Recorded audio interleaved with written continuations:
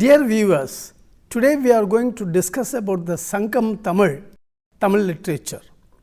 The objectives are to understand the ancient Sangam Tamil and its historical importance during the periods of Chera, Chola and Pandya. To understand the Tamil language, the rich literature and its growth from the Sangam period. To examine the social system as envisaged in Sangam literature. To know the huge sources for Sangam literature. To understand the love and affinity with which the rulers patronized the language for about 10,000 years, duly protecting its sanctity. What is Sangam? Sangam means a group of people who gather periodically for a particular purpose. Here, Sangam was the ancient academy where the Tamil poets and authors gathered periodically to discuss and publish their works. The Sangam met periodically in the city of Madurai in South India under the patronage of numerous kings and princes. It is believed that these Sangams or assemblies of Tamil scholars were originally known and described as Kudal, which was also named for Madurai. The beauty and the purity of the language were at best during Sangam period and hence called Sangam Tamil. During the period 350 BC and 200 AD, Tamilagam was ruled by three dynasties, Chera, Chola and Pandya, who relentlessly patronized the Tamil poets and poetesses. This helped develop the Tamil literature to its peak.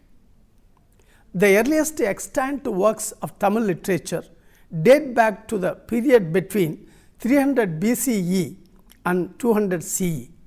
The literature of this period has been referred to as the Sangam literature, and the period in which these works were composed is referred to as the Sangam period, alluding to the legends.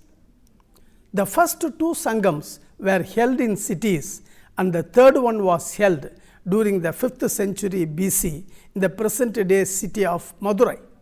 The word Sangam has been mentioned in the sense of an academy in several Tamil literary works like Thevaram, Thiruvilayadal Puranam, Periya Puranam and Irayanar Agapporul.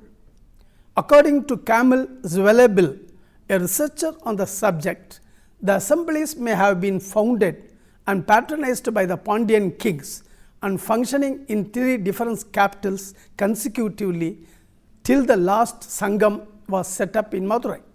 He suggests that the Sangam legends are based on historical body of scholars and grammarians, sits as a norm-giving critical college of literary experts and shifts its seat according to the geopolitical conditions of the Pandyan kingdoms. In 470 CE, a Dravida Sangha was established in Madurai by a Jain named Vajranandi.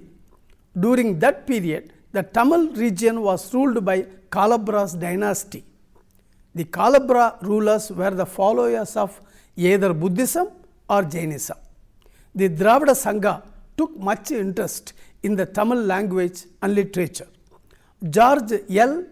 Hurt therefore opined that the later legends about Tamil Sanghas may have been based on the Jaina assembly. There was a permanent Jaina assembly called a Sangha, established about 604 AD in Madurai.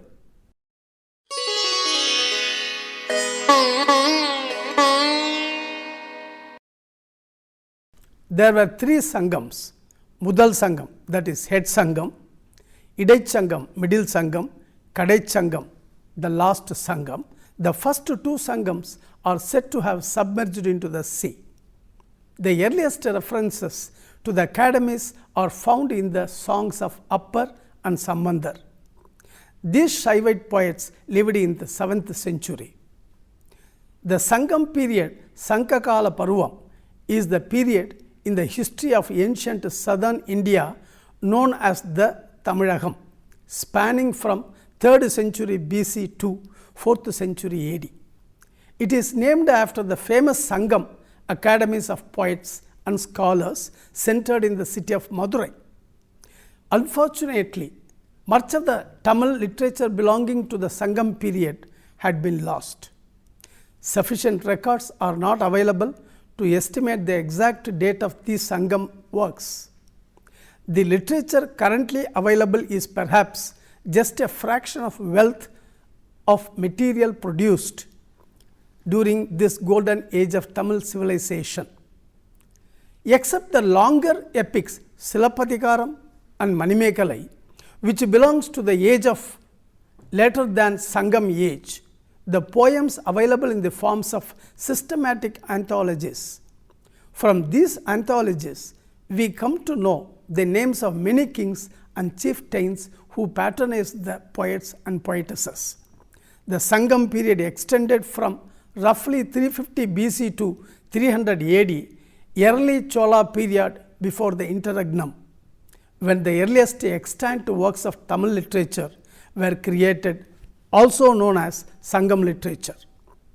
Though there are some disputes about the first two Sangams, legends of the Sangams played a significant role in inspiring political, social and literary movements in Tamil Nadu in the early 20th century.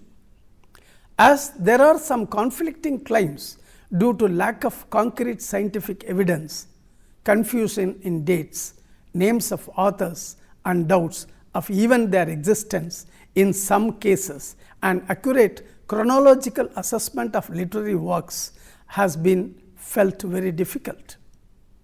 The first and the earliest full account of the legend is found in a commentary to the Irayana Ragapporul by Nakirar, who was a saint poet lived in 7th and 8th century CE.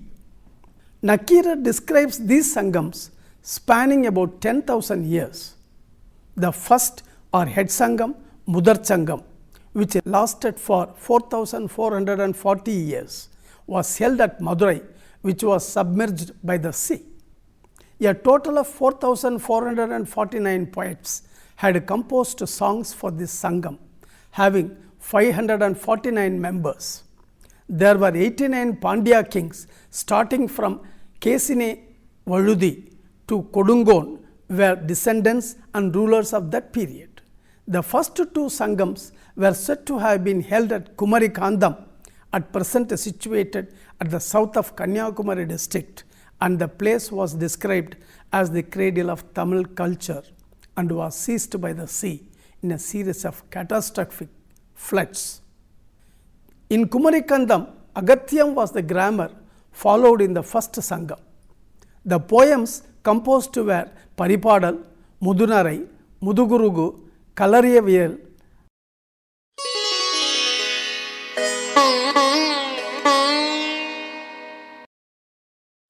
If the commentary Irayana Ragapporul by Nakirar is taken as a basis, the beginning of the first Sangam should be placed somewhere in 9000 BC. The second Sangam, that is Idai Sangam, was convened in Kapatapuram. This Sangam lasted for 3,700 years with 59 Pandya kings, starting from Vendar Seliyan to Mudal Thirumaran, who were descendants and rulers of that period. This city was also submerged in the sea. Ramayana and Arthasastra of Kautilya corroborate the existence of city named Kavatapuram. There is a reference to South Indian place called Kavata by Sugriva in Ramayana in a verse which says, having reached Kavata. The place Kavata is also mentioned by Kautilya in Arthasastra. Kavatapuram, Kapadapuram or Kapadapuram are one and the same to indicate the place. The grammar followed was Buddhapuranam, Agathyam, Tolkapiyam, Mapuranam and Isainunukkam. The poems attributed to Second Academy are Kali, Kurugu, Vendalai and Vyalamalai Ahaval. The third Sangam, that is Kadai Sangam, was located in the current city of Madurai and lasted for 1850 years. There were 49 Pandya kings starting from Mudal Thirumaran who came away from Kapadapuram to the present Madurai, to Ukkirapperu were descendants and rulers of that period. The existing Sangam Tamil literature deals with love, war, governance and bereavement. The academy had 49 members and 449 poets who were described as having participated in the Sangam.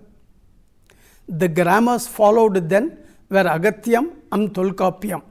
The poems composed were Kuruntogai, Neduntogai, Kuruntogai Nanuru, Natrinai Nanuru, Purananuru, Aingurunuru, Paripattu, Paripadal, Kali, Kuttu, Vari, Sitrisai and Perisai by various poets and scholars. It is also said that Sangam age ended around the 3rd century Common Era with the invasion of Kalabra from the north. The 3rd Sangam was held on the banks of the sacred pond of golden lotuses in Madurai. There is interesting information about this pond of golden lotus. If the merit of a poem or work is disputed and its merits could not be decided by the scholars, the disputed poem will be placed on the golden lotus in the presence of the king, scholars and subjects. If the poem meets all the criteria of the poetic grammar in vogue at that time, the lotus will continue to float on the water. If the poem does not meet such criteria, the lotus will drown immediately into the water and will not come up until the poem is removed, indicating the rejection of the work. The Ramayana written by Kambar, a Tamil saint poet, and Thiruvaimozhi composed by Nammalvar, a Vaishnava Tamil saint, and Thirukural written by Thiruvalluvar had undergone this test successfully, and the king had declared them as flawless.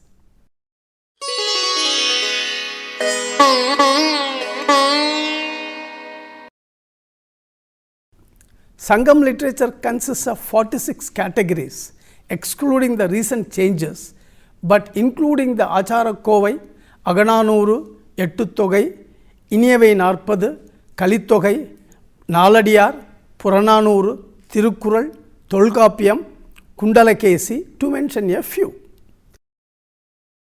There are a lot of other isolated references available through Saivite and Vaishnavite devotional literatures to support the legend of academies at Madurai.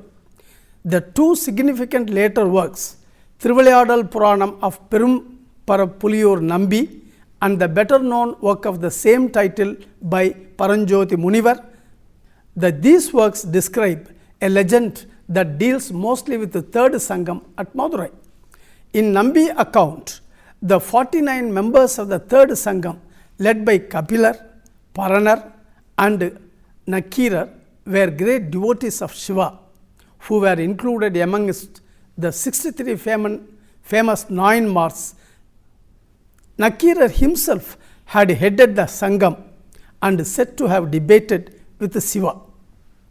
The ancient Tamil literature consists of great grammatical works, Tolkapiyam, the 10 anthologies Pattupattu, the 8 anthologies Ettutogai, and the 18 minor works such as Silapadigaram, Manimegalai and Sivakasintamani.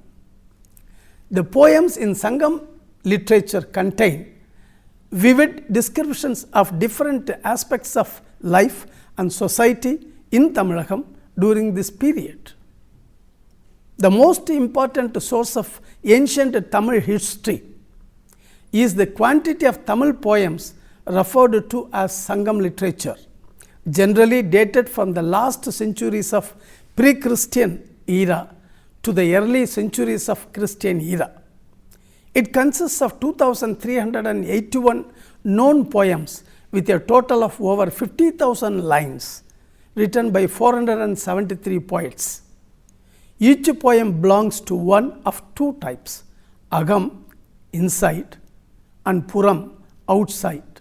The Agam poems deal with inner human emotions such as love, and the Puram poems deal with outer experiences such as society, culture and warfare.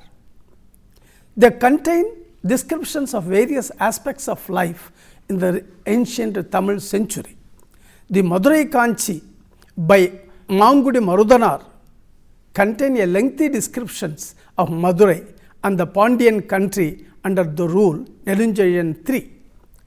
Nakira's Nedunal Varai contains a description of the king's palace. The Purananuru and Agananuru collections contain poems sung in praise of various kings and also poems that were composed by the kings themselves. The Sangam Age anthology Padirupattu provides the genealogy of 2 collateral lines for 3 or 4 generations of the Cheras and their country in general. The poems in Aingurunuru, written by numerous authors, were compiled by Kudalur Kilar at the instance of Chera king Yanaikkachi Mantaram Cheral Irumborai. The Chera kings are also mentioned in other works such as Agananuru, Kurundogai, Nattinai and Purananuru. The Pattinapalai describes the Chera port of Kaveripumpatnam in great detail. It means Ilathu Unavu, food from Elam, arriving at the port. One of the prominent Sangam Tamil poets is known as Ilath Puthan Tevanar, hailing from Elam as mentioned in Agananuru, Kuruntogai and Nattinai. The historical value of the Sangam poems has been critically analyzed by scholars like Sivaraja Pillai, Dr. Venkata Subramaniam, Dr. N. Subramanian, Dr. Sundarrajan and J. K. Pillai in the 19th and 20th century and opined that most part of the Sangam literature is a plain tale of happenings of a bygone age. Kanagalata Mukund points out that the heroic poetry in Sangam literature are reliable and an important source of Tamil history since they are supported by archaeological and numismatic evidences. The Encyclopedia Britannica confirms that Sangam poems are bereft of literary conceits.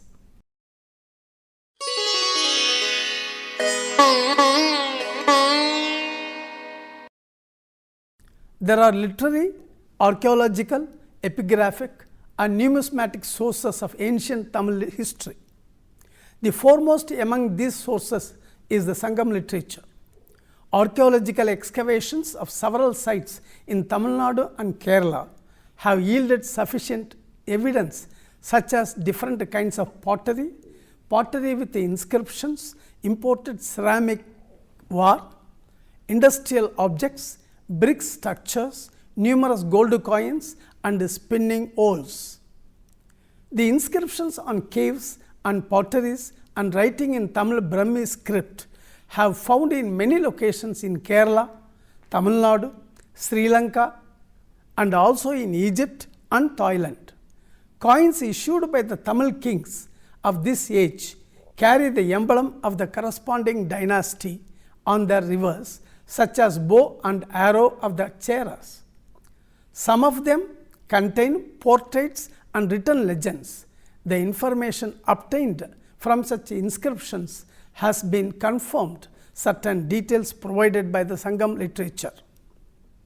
The excavated artifacts have provided evidence for existence of different economic activities mentioned in Sangam literature such as agriculture, weaving, smithy, gem cutting, building construction, pearl finishing and painting to show the constant commercial and other activities of the Tamil kings with Rome, China, Thailand, Sri Lanka, Egypt and other countries. In these evidences, several names of the towns of the then Tamilagam such as Urayur, Kaveripumpatnam, Alagankulam, Kanchipuram, Korkai, Karur, Srikakulam and so on are mentioned. Literary sources. Kautilya 370 to 283 BCE in his Arthasastra mentioned the city Madurai and the river Tamirabarani in the Pandya kingdom. The Sinhalese King Vijaya 543 BCE married a daughter of the Pandya king Kulasekaran, to whom he was sending rich presents every year. The famous traveller Megasthenes 302 BCE mentioned as Pandey for Pandya to indicate its location. Roman embassies were sent to Pandya kings. A Roman trading center was located on the Pandyan coast, Alagankulam, at the mouth of the Vaigai river, southeast of Madurai. Epigraphy provides an account of various aspects of Sangam polity. The names of various kings and chieftains found in the inscriptions include Nedunjaliyan, Peruvaludi, Cheras of the Irumpurai family, Thittan, Nedunkilli, Adiyaman, and Korantai. Many references to administration were made about the chief superintendents, titles of ministers, palace of the merchants, and the village assembly. Religious references to Buddhist and Jain monks are found frequently, which have provided valuable information explaining the spread of those religions in Tamilagam. Brief mention was made on various aspects of the Sangam society, such as agriculture, trade, commodities, occupations, the social stratifications, flora, fauna, music, and dance. Names of cities and individuals are also found in the inscriptions.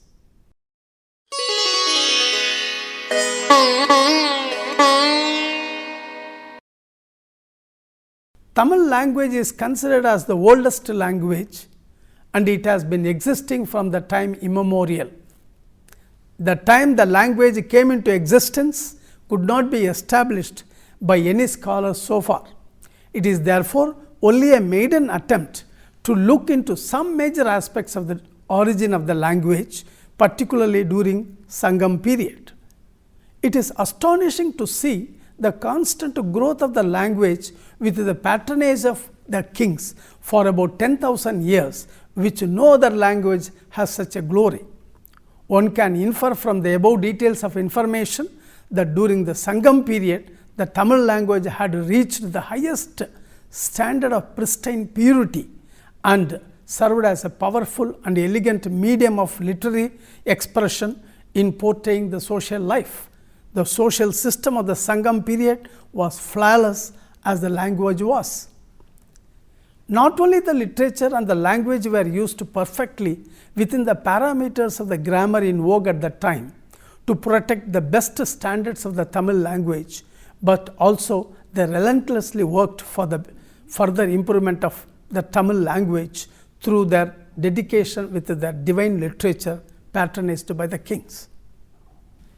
It is astonishing to see the constant growth of the language with the patronage of the kings for about 10,000 years, which no other language has such a glory. One can infer from the above details of information that during the Sangam period, the Tamil language had reached the highest standard of pristine purity and served as a powerful and elegant medium of literary expression in portraying the social life.